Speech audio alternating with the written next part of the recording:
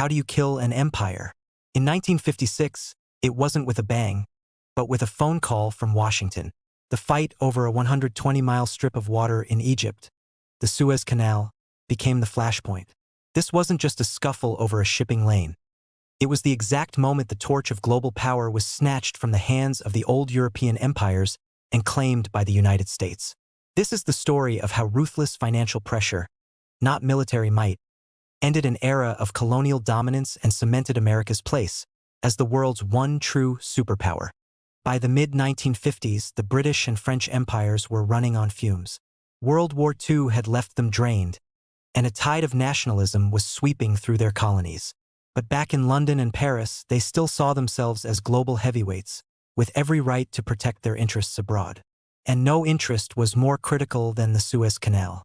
Opened in 1869, this man-made marvel was the jugular vein of empire, connecting Europe to Asia and carrying two-thirds of Europe's oil. It was controlled by a British-French company, a proud symbol of their influence.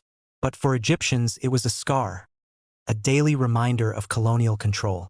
And their new leader, Gamal Abdel Nasser, was ready to rip it wide open. Nasser was a charismatic nationalist who represented a new, defiant Arab world. His dream was to modernize Egypt, and his crown jewel project was the Aswan High Dam, a massive undertaking to harness the Nile River.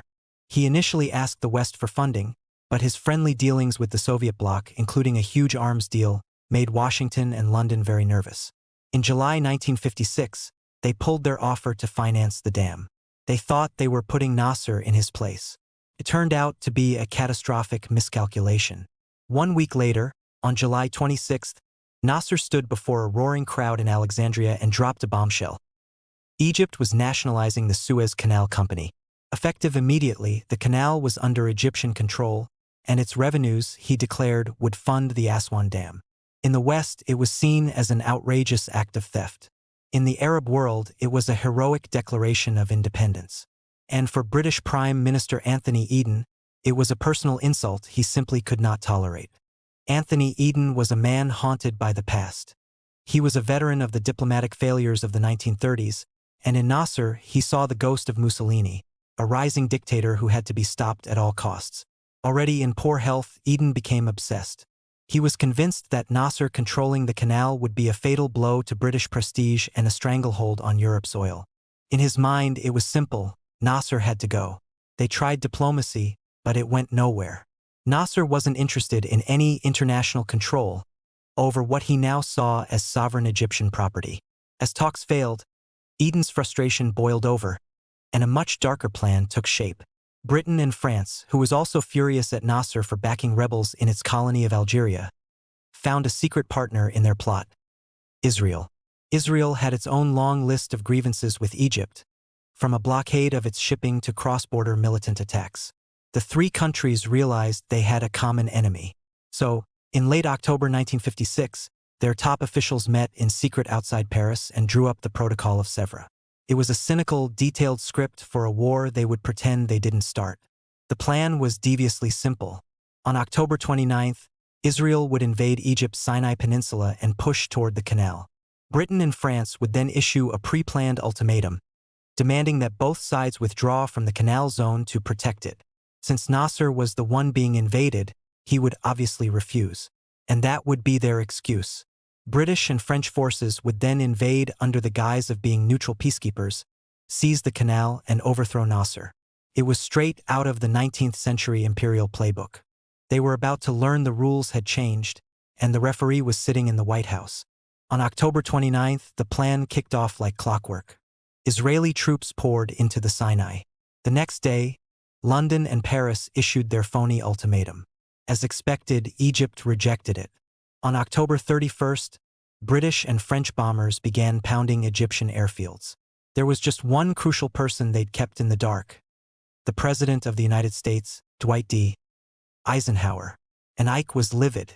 His closest allies had lied to him and launched a throwback colonial war just days before his own presidential election.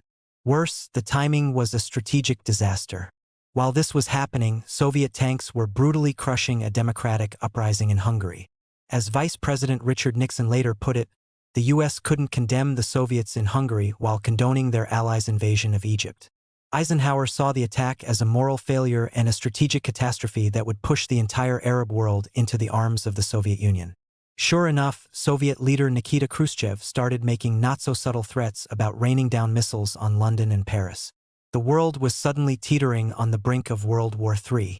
Eisenhower knew he had to shut this down and fast, but he wasn't going to use guns or tanks. He was going to use dollars. The British and French were about to get a very harsh lesson that in this new world order, the most powerful weapon wasn't a warship, it was a balance sheet. The American counterattack was silent but absolutely devastating. At the United Nations, the US publicly sided against its allies, sponsoring a resolution for an immediate ceasefire. But the knockout blow was delivered by the US Treasury. Britain's economy in 1956 was incredibly fragile, still saddled with debt from World War II. Its currency, the pound sterling, was propped up by American financial support. Eisenhower decided to squeeze this pressure point. He gave his Treasury Secretary a simple, brutal order: prepare to sell off America's massive holdings of British government bonds. This wasn't an idle threat.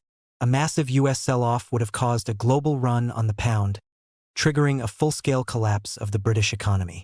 Panic erupted in London. As British and French paratroopers finally began landing in Egypt on November 5th, Britain's currency reserves were hemorrhaging. The Chancellor, Harold Macmillan, told Prime Minister Eden that the country was facing a financial abyss. In a desperate move, Britain requested an emergency loan from the International Monetary Fund. But the US held veto power and blocked it. The message from Washington was ice-cold. No ceasefire, no cash. Checkmate. On November 6th, Eden announced a humiliating ceasefire. The French had no choice but to follow. The invasion was over. By December, the last British and French soldiers were gone, replaced by a UN peacekeeping force. Militarily, the operation had been a success, but politically and strategically, it was an absolute disaster. The canal stayed in Egyptian hands. Nasser was now a hero across the entire Arab world. And Britain and France stood exposed and humiliated, revealed as powers that could no longer make a major move without a green light from Washington. A few months later, a broken Anthony Eden resigned as Prime Minister. The Suez Crisis wasn't just a failed invasion. It was a global changing of the guard. It marked the end of the road for European imperialism. Britain and France, once masters of the world, were now clearly second-tier powers. A power vacuum had opened in the Middle East, and two giants, the United States and the Soviet Union, rushed in to fill it. For America, this was a watershed moment. By using its economic muscle to force its oldest allies to back down, the US had reshaped the world order. It proved it wasn't just another superpower. It was the undisputed leader of the West, able to get its way without firing a single shot. In 1957, the Eisenhower Doctrine made it official, pledging US support to any Middle Eastern nation facing communist threats. But really, it was a memo to the world that America was the new sheriff in town, taking over the role the British and French had just been forced to abandon. The fight over the Suez Canal began as a desperate grab for past glory. It ended up defining the future. It was the day America proved that, in the modern world, the nation that controls the money doesn't just have a seat at the table, it owns the table. If you want to understand more pivotal moments that shaped our world, make sure you subscribe and ring that notification bell. We want to hear from you in the comments. Do you think Eisenhower made the right call? Let us know your thoughts. Thanks for watching.